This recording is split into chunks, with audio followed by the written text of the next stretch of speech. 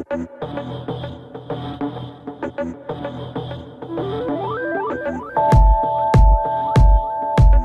Viewers, welcome back.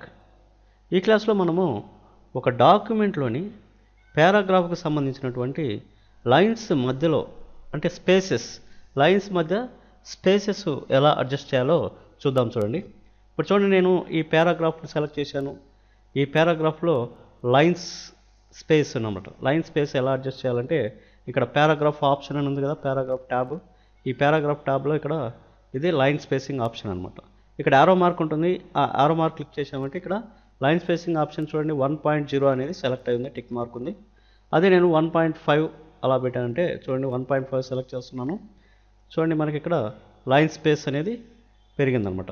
ఈ లైన్కి మధ్య స్పేస్ అంటే లైన్కి మధ్య గ్యాప్ అనేది పెరుగుతూ వచ్చింది. చూడండి, అలాగే నేను ఇక్కడ లైన్ స్పేస్ మధ్య గ్యాప్ వచ్చేసి 2 పెడుతున్నాను, ఇంకా పెరిగింది చూడండి.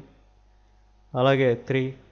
ఇలా మనము ఒక పారాగ్రాఫ్లోని లైన్స్ మధ్య స్పేస్ను ఇంక్రీజ్ కానీ డిక్రీజ్ కానీ చేయాలంటే ఈ ఆప్షన్స్ మనకు ఉపయోగపడతాయి. చూడండి 2, అలాగే డిక్రీజ్ చేయాలంటే 1 పెడుతున్నాను.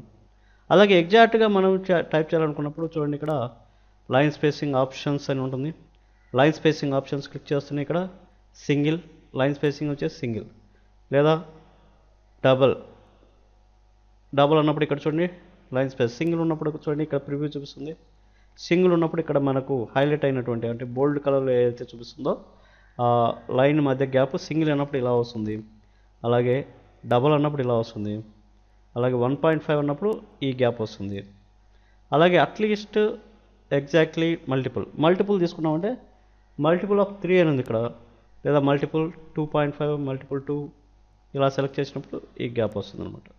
అంటే మల్టిపుల్ 1.5 అంటే ఇక్కడ 1.5 గ్యాప్ వస్తుంది. అలా మనము ఈ ఆప్షన్స్ నుంచి స్పేసింగ్ అనే ఆప్షన్స్ నుంచి ఇలా మనం సెలెక్ట్ చేసుకోవచ్చు. అలాగే పారాగ్రాఫ్కు ముందు బిఫోర్ ఎంత స్పేస్ ఉండాలనేది చూపిస్తుంది. బిఫోర్ స్పేస్ 12 పాయింట్స్ అనేది చూపిస్తుంది ఇక్కడ.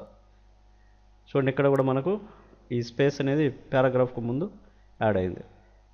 చూడండి, లైన్ స్పేసింగ్ ఆప్షన్స్లో ఆఫ్టర్ 10 పాయింట్స్ అనేది అంటే పారాగ్రాఫ్ తర్వాత మనకు ఎంత స్పేస్ రావాలి అంటే ఈ పారాగ్రాఫ్కి తర్వాత మనకు వచ్చే పారాగ్రాఫ్కి మధ్య నెక్స్ట్ పారాగ్రాఫ్కి మధ్య స్పేస్ ఎంత ఉండాలనేది ఆఫ్టర్ అనేది చూపిస్తుంది. చూడండి, ఇక్కడ ఆఫ్టర్ అనేది నేను ఇంక్రీజ్ చేస్తున్నాను.